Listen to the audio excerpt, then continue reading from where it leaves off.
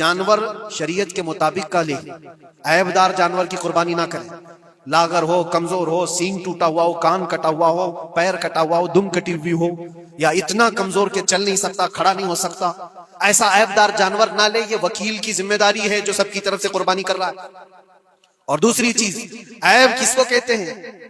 عیب کس کو؟ کان میں اگر سوراخ ہے تو وہ مکروہ ہے لیکن قربانی ہے اس کی۔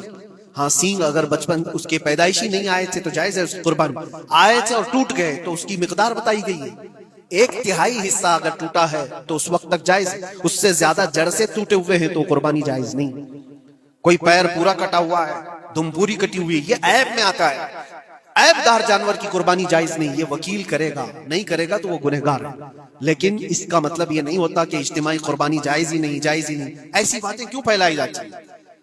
حدیث پاک میں ملتا ہے کہ نیابت اور دوسرے کو وکالت دینا جائز ہے۔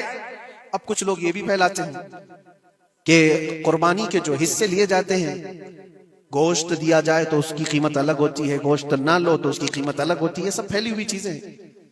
اس کا ریزن بھی پتہ کرنا چاہیے ایسی بغیر علم کے بات کرنے سے۔ 4000 5000 روپے کا ایک حصہ آتا ہے اگر شہر میں کوئی بڑا جانور ذبح کرے، کیونکہ مہنگا ملتا ہے بیل، اور باہر جب جا کر کے کوئی ذبح کر رہا ہے تو وہی ایک حصہ 1500 روپے میں 2000 میں ہو جاتا ہے۔ تو کچھ لوگوں کو یہ غلط فہمی پھیلائی جاتی ہے کہ یہ لوگ کرتے ہی نہیں ہیں اور ایسی پیسے وصولتے ہیں، ایسا نہیں۔ دور دراز کچھ علاقے ایسے ہیں، بنگال ہے، اڑیسہ ہے، اور بھی کئی علاقے بہار کے، جہاں پر بڑے جانور نہایت ہی سستے دام میں ملتے ہیں، بلکہ وہاں پر جانوروں کی قیمت صرف 5000 6000 اور 10000 کے نیچے ہوتی ہے، بڑے جانوروں کی، جو ہم نے دیکھے ہیں۔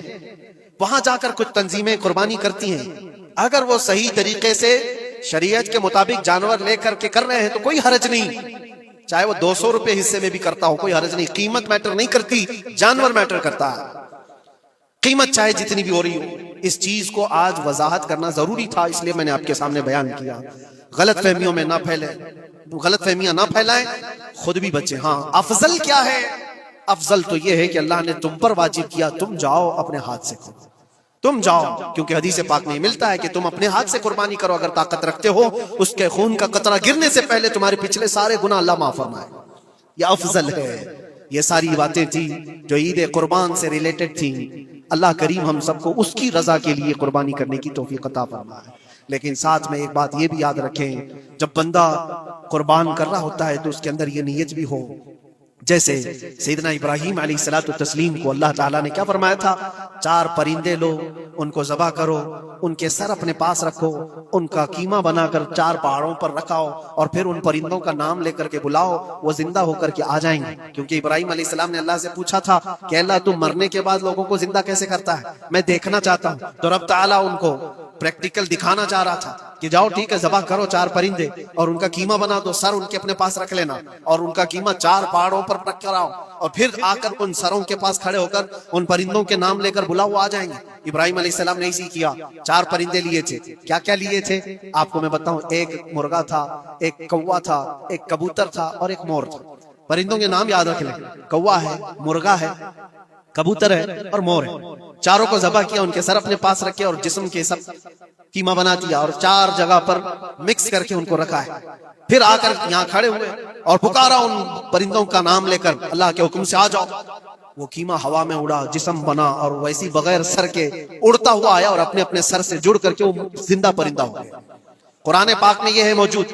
3 پارے میں رب تبارک و تعالیٰ نے فرمایا، وَإِذْ قَالَ إِبْرَاهِيمُ رَبِّ أَرِنِي كَيْفَ تُحْيِي الْمَوْتَى قَالَ أَوَلَمْ تُؤْمِنْ قَالَ بَلَىٰ قَالَ وَلَٰكِن لِيَطْمَئِنَّ قَلْبِي قَالَ فَخُذْ 4 مِنَ الطَّيْرِ فَصُرْهُنَّ إِلَيْكَ ثُمَّ اجْعَلْ عَلَىٰ كُلِّ جَبَلٍ مِّنْهُنَّ جُزْءًا ثُمَّ ادْعُهُنَّ يَأْتِينَكَ سَعْيًا وَاعْلَمْ أَنَّ اللَّهَ عَزِيزٌ حَكِيمٌ۔ یہ اللہ تبارک تعالیٰ نے پورا قرآن میں فرمایا کہ ابراہیم علیہ السلام نے یہ جو کیا۔ اب سنیے، سبع سنابل شریف میں میر عبد الواحد بلگرامی رحمۃ اللہ علیہ لکھتے ہیں کہ 4 پرندوں کا جو انتخاب ہوا تھا نا، 4 پرندے جو چنے گئے تھے، کون سے تھے؟ کوا، مرغا، کبوتر، مور۔